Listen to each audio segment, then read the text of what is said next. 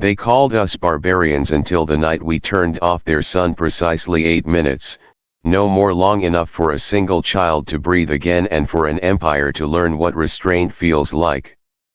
Captain Lynn Alvarez stood in the night guard cradle watching a star go dim by human choice. The occluder sails were already in position, 7 graphite black wings 1,000 kilometers wide, hinged along magnetic spines, guided by a ballet of cold gas and meth. No detonations. No blood. Just geometry. At her order the sails pivoted, their edges locking like eclipse petals. KLYR Prime slid into manufactured twilight. "Time it," Lynn said. 8 minutes, replied Sujata, her sail director. "Synchronized to their photosphere lag and grid tolerances. Hospitals will hold on reserve. Agriculture can ride the buffer. No mass casualties, if we keep the promise. We will." Lynn opened the broadcast channel. She had practiced the words until they stopped shaking inside her. "To the officers of the KLYR Dominion and to every citizen within sight of this star, you've taken our children. You've built mines under their beds and called it order. Return the living. Dismantle the sites. Indict those who profited. We will not fire. We will shadow. You have 8 minutes to begin compliance." Across the relay net, translators riddled KLYR syntax with human cadence. In towers of amber glass, officials flinched as daytime softened to bruise-colored dusk. Traffic slowed. Birds that had never seen night at noon curled their spines and fell silent. The Dominion's planetary shield network hesitated, then flickered, then steadied. It was not built for mercy. It was built for beams. On Lynn's side of the line, the CIC hummed. Telemetry scrolled, thermal drop at the photosynthetic bands, grid surge as KLYR spun reserves, crime sensors spiking near detention districts. Every night guard ship pressed against its own limits, holding station in lethal precision, making darkness without collateral. 1,000 small heroics in the background, nurses rerouting coolant in neonatal wards, farmers opening enzyme stores on command, a janitor propping a stairwell door before the sensors locked. Sujata whispered, "Captain, visual from Sector MYRR. The foundry pits. On the main hollow, heat shapes clustered like ants. Hatches opened under the occluded sky. Smaller, hesitant shapes stumbled toward light strips on the ground. Children. Some had the hollow stare Lynn knew from refugee corridors. Some still clutched tool belts sized for monsters' jokes. Transmit again, Lynn said. Clear and slow. This is Night Guard. We're not here to conquer. We are here to remove your excuses. 8 minutes is long enough for a heart to decide who it wants to be. It is long enough to learn that power can be surgical. The KLYR had a doctrine called the Holy Law of Light, order by radiance, obedience by fear of what beams could do. Lynn's doctrine was different, order by shadow, obedience to conscience because someone stronger chose not to crush you. At 4 minutes, the first armored convoy rolled toward the pits. At 5, Dominion officials began issuing conflicting orders. At 6, a choked voice arrived over the open net, young, breathless, human. Name's Maiko. They sealed us in when the alarms started. We followed the dark strips. We're static. A cough. We're out. There are more in the lower shafts. Lynn didn't exhale. Not yet. Mark the shafts. Get the corridor teams ready. At 7 minutes 49 seconds, she gave the only order harder than firing. Open the sun. The occluders unfolded. Noon returned like a held-back tide. Lynn watched color rush back into the world and promised herself she would earn it again in 60 minutes, and 60 after that, for as long as it took. Because the point wasn't to win. The point was to teach. Quaris, High Auditor of the Holy Law, did not believe in fear. He believed in parameters. He believed in graphs. He believed that civilizations survived only by ensuring the universe never reminded them they were fragile. The human eclipse broke his parameters. Report beads clicked along his forelimbs as new lines of data wrote themselves into his skin. Grid stress at 12%. Biota responses within tolerances. Civil order unstable. Most troubling was the citizen net. Domestic streams were filled not with rage, but with astonished gratitude. Clips went viral in real time, human ships opening and closing corridors of daylight like careful hands, letting ambulances cross a boulevard, illuminating a surgical theater for 60 beats, then sealing the brightness again to keep promises made to strangers. It was blasphemy as kindness. It was a weapon that refused to behave like one. Quaris convened the inner circle. Reflex the law, he said. Target a human satellite. Vaporize it at low orbit. Show the price of insolence. Silence. Then a timid subauditor, high auditor, their shadowing displays of finesse our beams do not equal.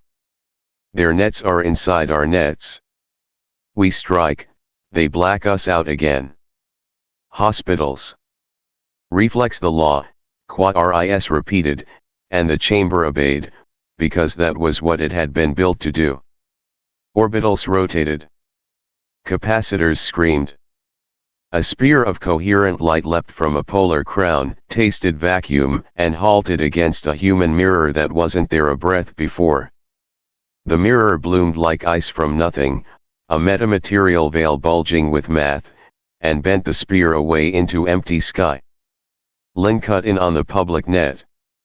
We saw you reach for a child's face, she said, voice flat.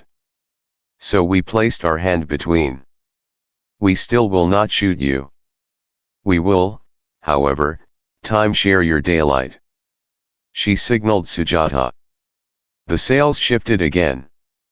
Bands of luminance opened across the night, made noon-thing glowing avenues arcing from taiga to tropic.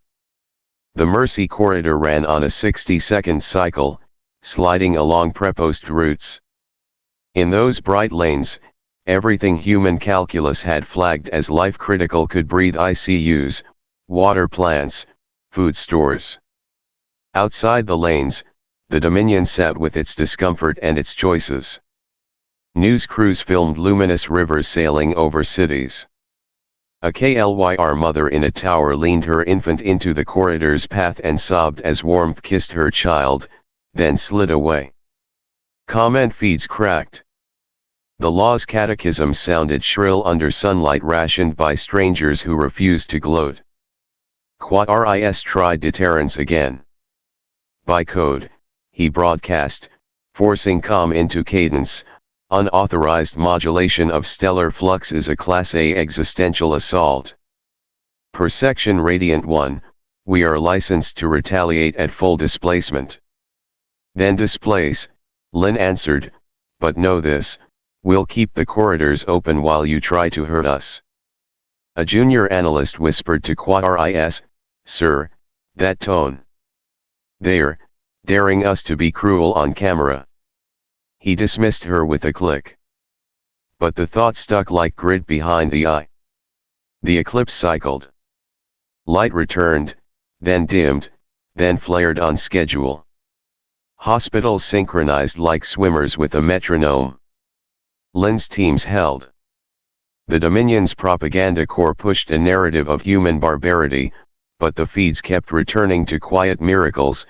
A dialysis machine humming exactly when the corridor passed, a bread line, then a laugh, then lamps going dark again with no panic because the promise had proved real twice already. High Auditor, said the subauditor from before, voice smaller now, our citizens are, calling the corridors grace lines. The chamber did not have a word for the heat that rose in Quaris's carapace.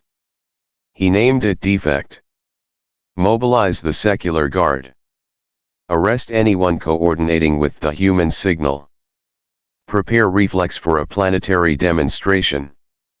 On the night guard's bridge, Sujata winced. They're going to make an example. Of who? Lin asked. Us, Sujata said. Or their own. Lin stared through the hatch glass toward the dull coin of the occluder. Open another channel. This one to the children in the pits. 1,000 little receivers blinked awake. Her breath caught. This is Captain Lin. If you can move, follow the floor strips to the corridors. If you cannot, hold a cloth above your head when the light passes. We'll map you by scatter and send teams. No one gets left behind. Maiko's voice returned, thready, brave. We'll make it. Promise.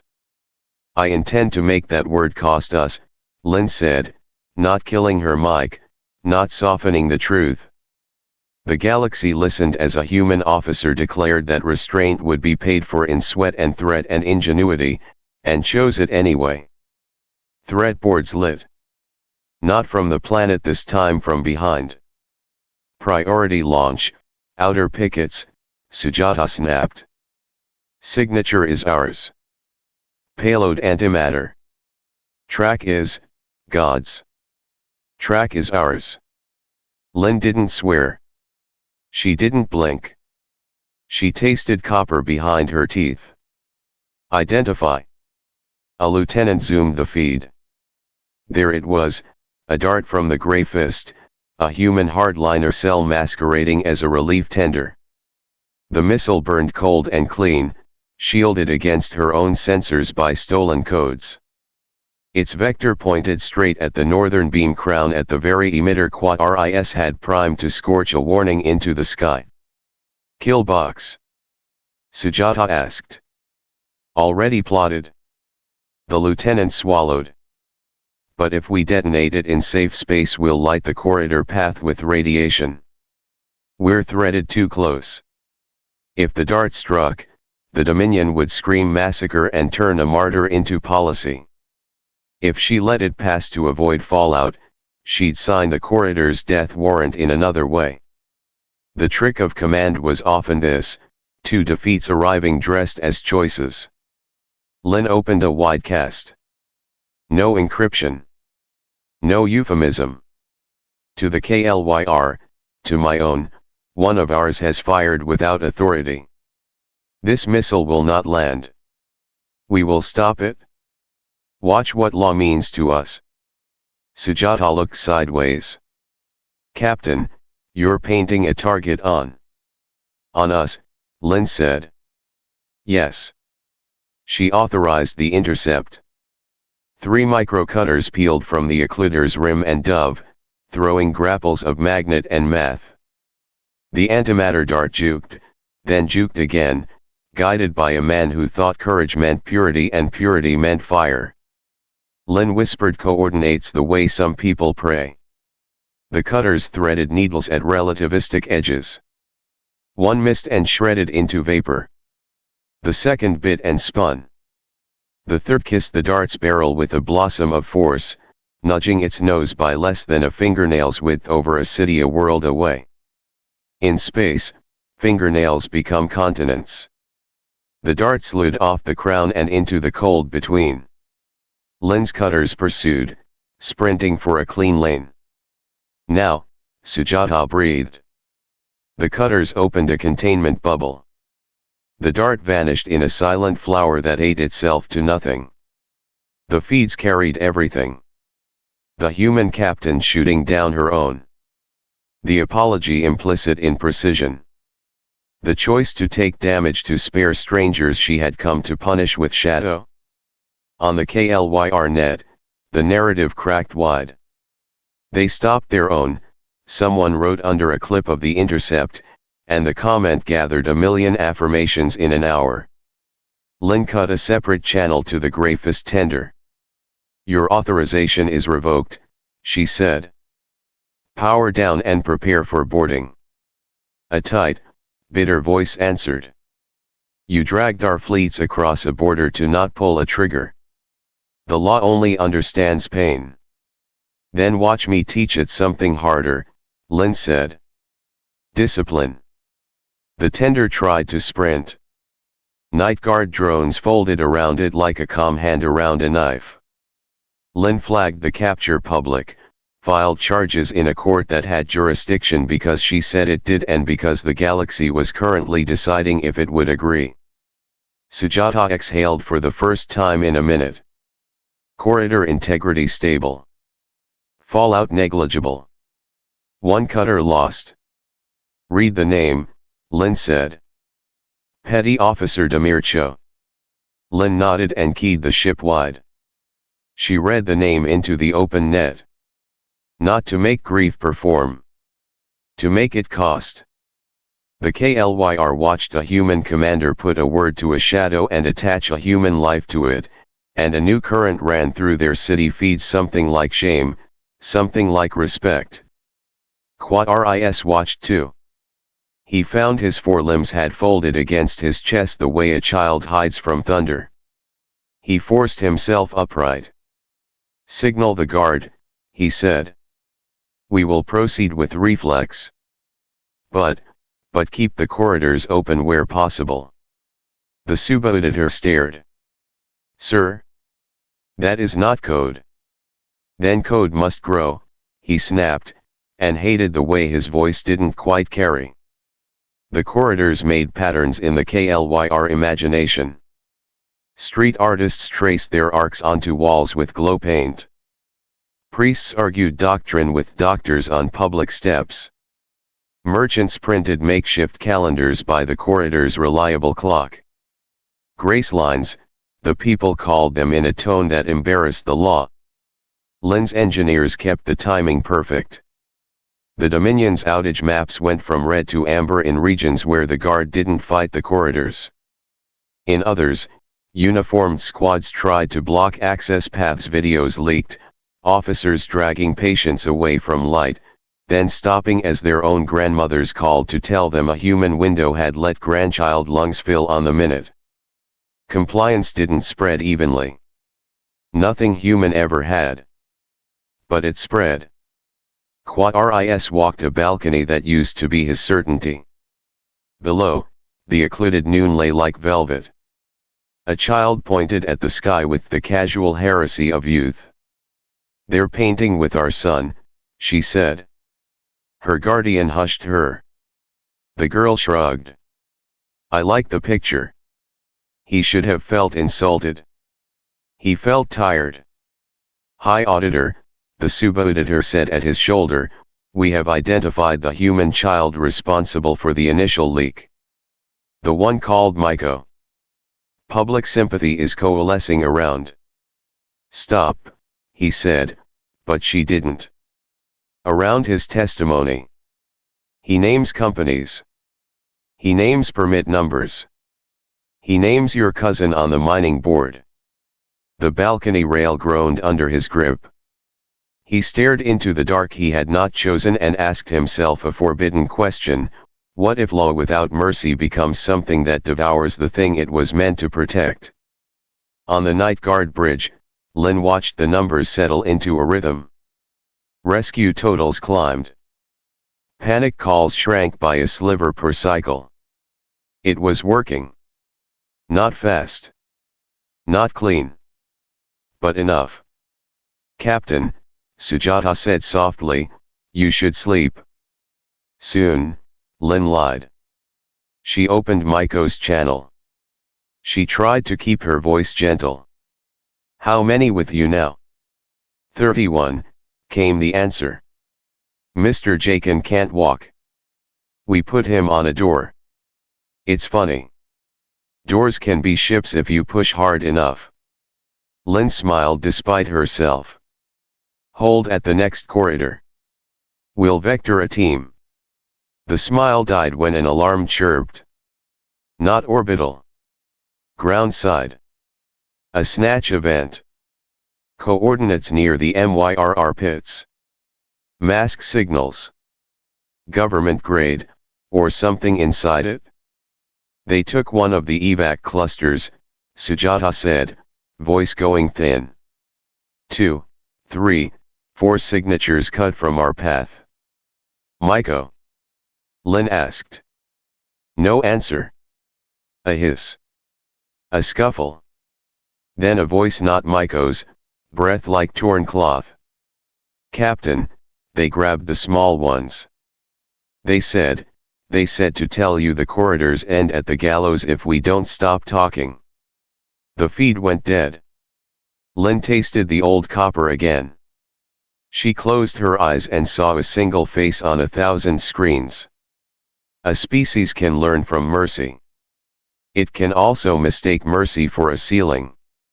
You raise the ceiling by standing on something higher. She opened the public net to maximum. High Auditor Quad RIS, she said, speaking his name because names bend magic into law, you will release every child taken from the corridors within 1 cycle. You will suspend those who ordered the seizure. In exchange, the shadow over your agricultural belts will thin by 10% while you dismantle the pits. Fail, and the shadow returns to full over your citadels and your courts. Not your clinics. Not your kitchens. Your power. Silence rolled like heat lightning. Quad RIS listened from his balcony and understood that the universe had finally sent him a teacher he could not outvote. 2 paths lay very clear: double down on the law until it shattered, or admit that a page was missing and he would have to write it with his enemies. He turned to the subauditor. The words walked out of him like a bird he had raised in secret. Prepare a warrant, he said. For my cousin. The girl on the street laughed as the corridor passed over her face. Above, the sails poised for their next turn. Below, squads in gray and citizens in plain clothes began to choose. Somewhere in a dark stairwell, a boy named Maiko stood very still and listened for footsteps, and a human captain put her hand on the lever that would decide what kind of story everyone would have to tell when the sun came back. Night folded and unfolded on schedule, a great lung-breathing ethics. Between breaths, Lin crafted a blade that looked like a handshake. Draft it, she told legal. Whistleblower compact. Any KLYR official who turns state's evidence on the child labor pits receives amnesty for nonviolent offenses and safe passage off-world with family. Witness protection under Night Guard seal. In return, names, accounts, locations. We're not interested in humiliation. We're interested in stopping backlash. Sujata asked.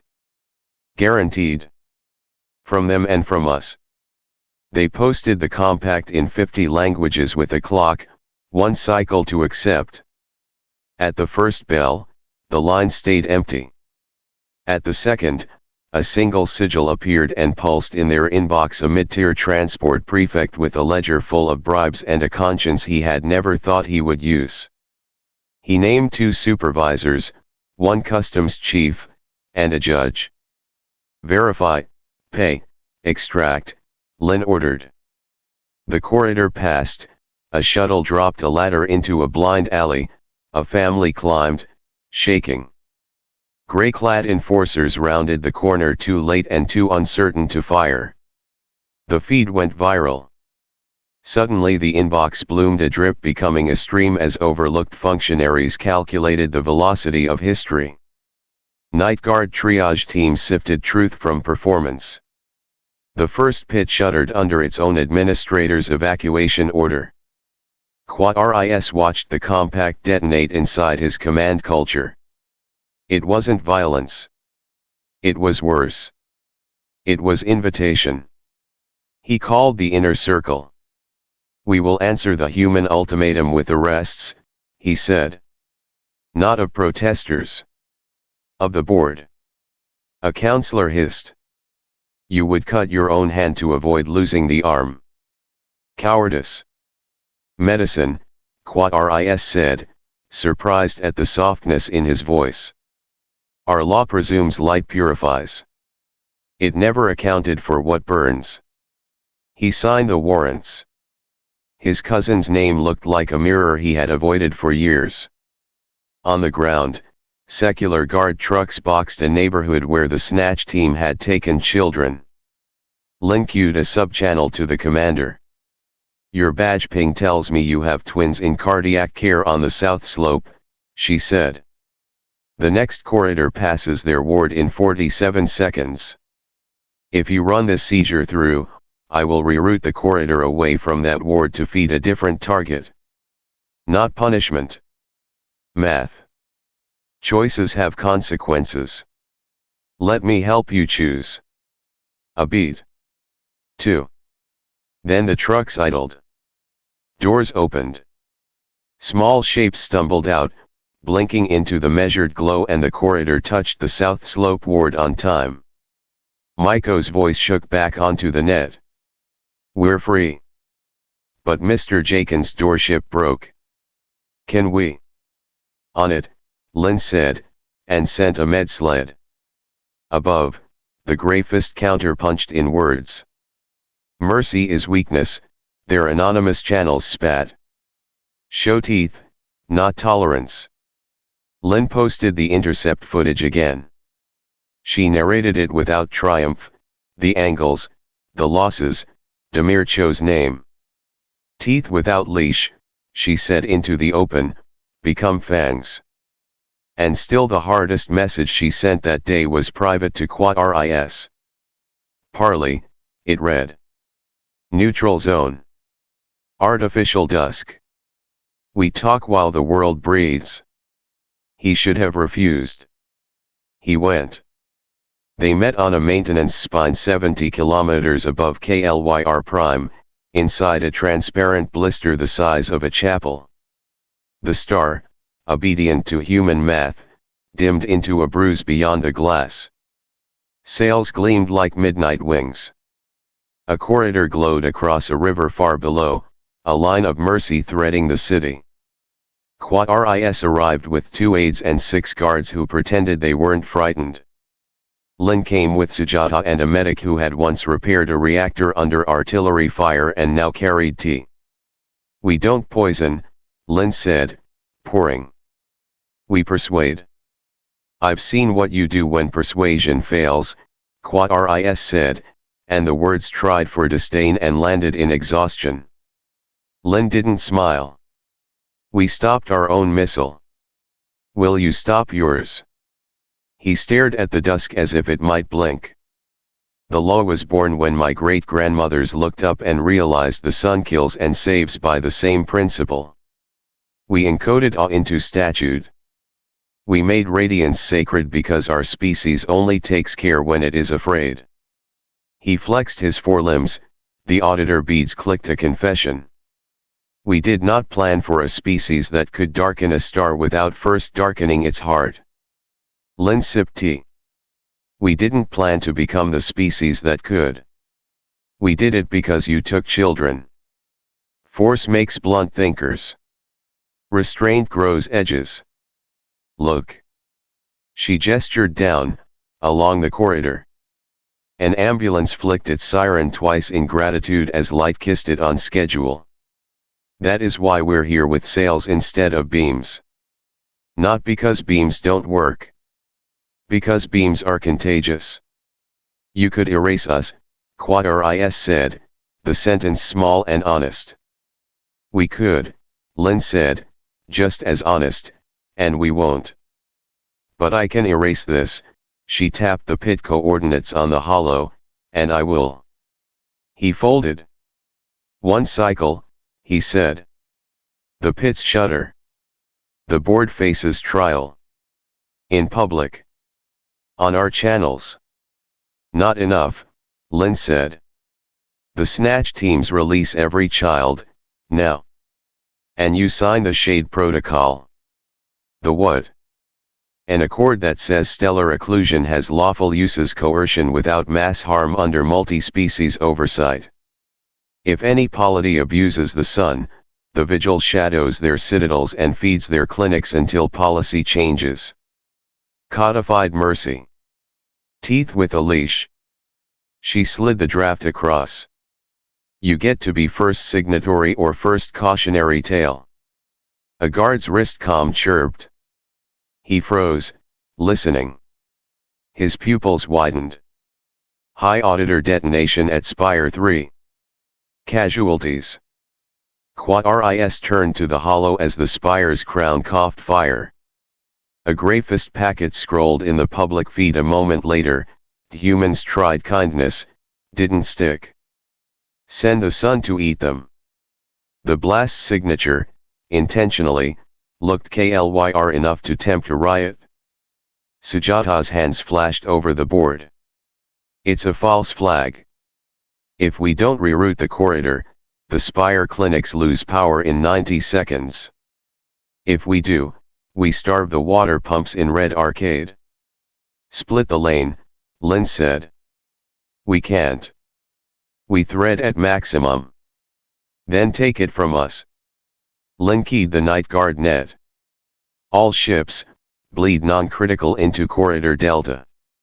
Strip lighting, comfort heat, coffee machines, music. The clinics get our watts. The blister dimmed. The teapot cooled in Lynn's hands. Down below, the corridor brightened over the smoking crown. ICU lamps steadied. In Red Arcade, pumps slowed, citizens lined up quietly as volunteers brought handcarts and muscle. The net filled with shaky footage of humans turning off their own glow to keep strangers' children breathing. Quad-RIS's voice was very low. My people will see this and they will not forgive me if I call you monsters. Don't call us saints either, Lynn said. We are animals with stories. We learn which ones we want to be. He looked at the draft again. The Shade Protocol's preamble read like an insult to the law and like a way out of the corner. I will sign, he said, and the admission tasted like losing and like survival. Then let's go rescue some kids, Lynn said, standing. Bring a pen. Orders moved through the Dominion like lightning, cautiously choosing ground. Judges who had slept badly for years woke with straight backs. A minister resigned on a stream, then cried, then kept speaking. The guard began serving warrants. Not many at first. Enough to tell the story that the story had changed. Night Guard teams hit the snatch site with surgical cruelty, doors off hinges, stunners set to exactly not lethal, medics first through every breach. Call me when you have Myco, Lynn told the ground chief, then turned to the interstellar theater. Open channel signing, she said. They set the blister into a framing every schoolchild would see forever: human captain, alien auditor, a sun with its volume turned down behind them like an obedient god. Lynn read the protocol slowly. Each clause landed with a weight it would have to carry for centuries: proportional occlusion, medical corridors, independent monitors, a ledger of exemptions and violations anyone could audit. No loopholes for pride. No clauses to soothe the tyrant's vanity. Authority yoked to obligation, in public. Quad-RIS took the stylus. His forelimbs shook. He wrote his name as if carving it into his own chest, and perhaps he was. Lynn signed beneath, the strokes plain. Sujata witnessed. The medic poured fresh tea from some hidden heat. Down below, the corridor passed on time across a free clinic where a nurse looked up, saw the stream, and laughed until she cried. The guard cracked the snatch site door. A flashbang muffled, a shout, then children pouring out in the ragged way rescues always look, too fast in some places, too slow in others. Myco stumbled into a beam of corridor light, blinked, and squinted into a camera like he was seeing the sun for the first time. Captain Lynn, he asked the sky. Do we stop now? We stop when it costs the right people, she said, not sure if he would hear, very sure the planet would. As if on cue, the guard arrived at a private gate. Quaris's cousin stood there in an immaculate coat, a briefcase full of someone else's childhood in his hand. He looked at the squad. He looked up at the dusky sky. He made a choice he could live with and put his hands out. The feed did what feeds do. It tore everyone to pieces and stitched them together again. Hardliners on both sides spat their purity. Some Night Guard donors pulled enthusiasm. Some Dominion elites drafted exile plans. But far more ordinary beings did something less cinematic and more dangerous, they updated their minds without permission. At the next cycle, a choir stood on the steps of a courthouse and sang to the corridor as it slid across their faces. The song had no words in any language yet. You could hear mercy in it anyway. The pits closed. Not all at once, not cleanly, but in numbers that mattered today, then again tomorrow. The Dominion streams filled with trials that looked like awkward theater and like moral physics finding balance, fines high enough to sting, community labor orders that rebuilt what greed had hollowed out, sentences that favored prevention over spectacle. The Law of Light sprouted a new chapter titled Shadow, and school editions printed an addendum that credited humans without deifying them. Night Guard withdrew their sails by centimeters. Corridors narrowed, then persisted only over clinics and waterworks, then settled into a trickle the vigil could maintain as a standing promise rather than a siege. The Shade Protocol filled with signatures from polities who had once sworn never to let aliens touch their stars. No one surrendered sovereignty. Everyone surrendered a little certainty. Myko did not go home in the way stories pretend you can. He studied. The vigil offered him a scholarship he refused twice and accepted on the third try. He wrote law the way some people write poems. His first brief argued that grace is a measurable utility, kilowatts of restraint converted into lives, and that any sane civilization should budget for it. A decade later, he swore an oath as the first youth ombud of the Shade Council and chose a seat with a view of a sun that could be dimmed without hate. Quaris kept his job and lost the part of it that had made him certain. He audited his own history in public once a year. He visited the pits with a guide who used to live there. He listened to boos and clapped anyway when a whistleblower received immunities he would have denied last season. He never called humans barbarians again. He called them neighbors with dangerous good habits. Sujata painted thin white rings around every bolt that held the occluders together and told a child on a Night Guard tour, "We paint them so we'll notice when we start to take ourselves for granted." The child nodded in the solemn way children deploy when they decide they will become engineers of better choices. Captain Lynn Alvarez slept. Not much. Enough. She kept a list of names in the same terrible way Admiral Chen had in Another Century and Another War, not as theater, as ballast. Some nights she dreamed of Demircho and of the cutter blooming into a flower that ate itself. On good mornings she ran laps in partial gravity and laughed at the way her tea went cold when the vigil dimmed its own lights to make a clinic glow far away. When the time came to retire, the Shade Council offered her a chair. She said no. "I don't know how to legislate," she said. "I know how to stand." They renamed the standing orders after her anyway. Alvarez constrains power with restraint. Pilots cursed them. Medics blessed them. Auditors slept better. The galaxy did what galaxies do. New bullies tried new tricks.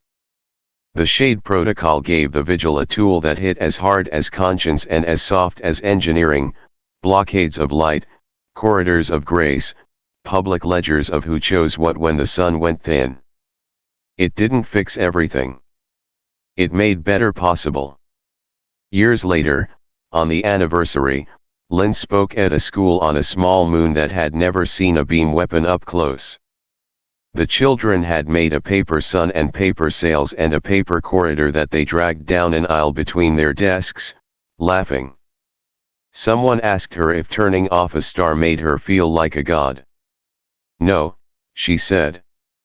"It made me feel like a janitor with the master light switch and 1,000 rooms full of sleeping kids."